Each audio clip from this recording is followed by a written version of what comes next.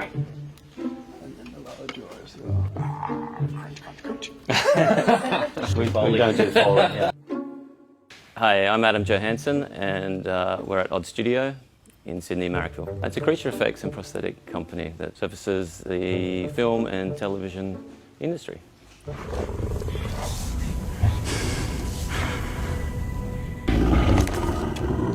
We designed the wolf completely for season 1 in-house, and then our friends over at Alt VFX will take over for certain sequences, and together it's a great sort of collaboration of bringing the wolf to life.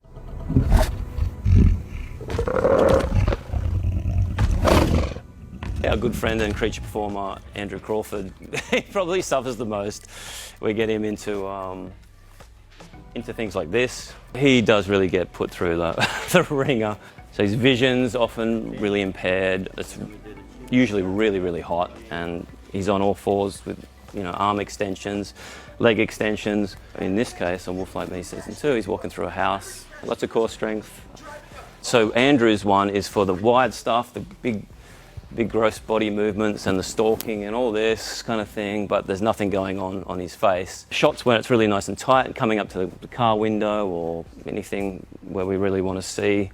This is an animatronic puppet that I was wearing and doing this, and so there's a bank of servos back here and some in the head as well, and they are small motors working by a remote control to move the features around.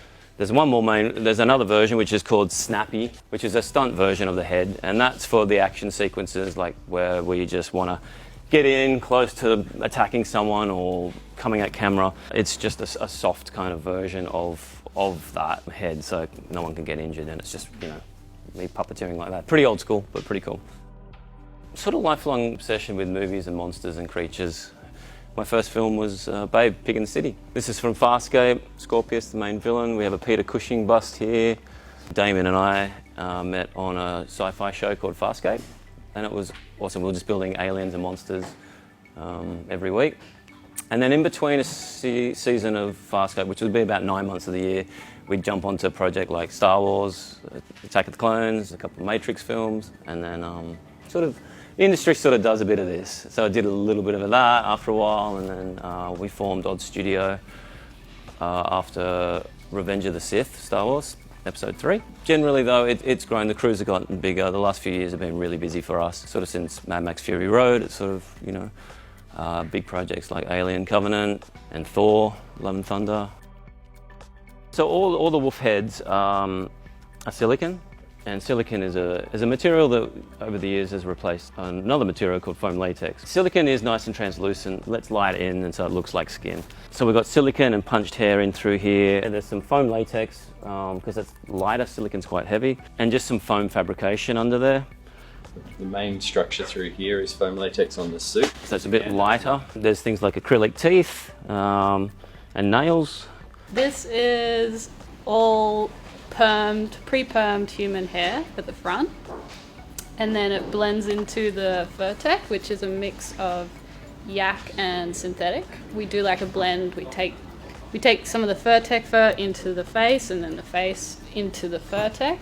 We knotted some of Isla's hair color all the way through the back here, just to bring like this hair color in through the body, because if you don't, it just looks a bit disjointed. It's like a mixture of using, like, say, parts of the synthetic yak hair and parts of the human hair, and just doing a real blend job through it all, just basically fooling the eye a little bit to a certain extent. Bringing some of that into this, some of this into that, and then definitely it starts to come together. That's like the key. Back in when CG really started going nuts, there was that surge, and there still is. There's still a lot of CG, way more CG than practical. But it's actually swung back the other way, I think. It becomes an aesthetic choice for some people. There are some people who will always, like anything, stop motion is a pretty slow and laborious way to make something, but it's an aesthetic choice that has its own rewards, and I think practical effects are a similar thing.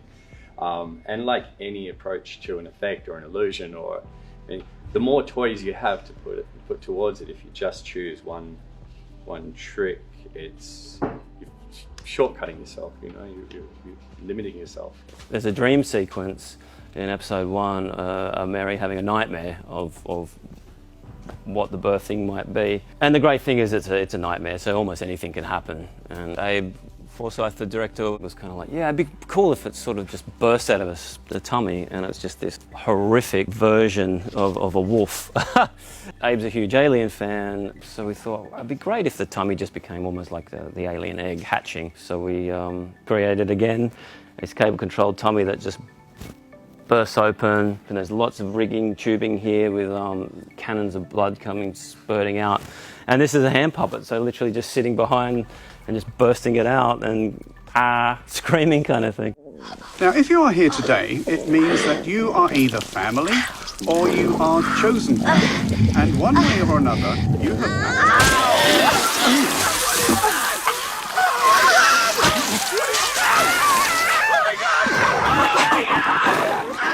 Really so blessed and lucky to be doing something that I'd probably be doing in some capacity anyway. I would never have dreamt of this. I didn't even know this was an option in Australia. It was always a Hollywood thing. 6-year-old Adam never thought he'd be working on a Darth Vader suit, and I certainly never thought I'd be working with Ridley Scott on an Alien film or George Miller on a Mad Max film. I never ever thought that.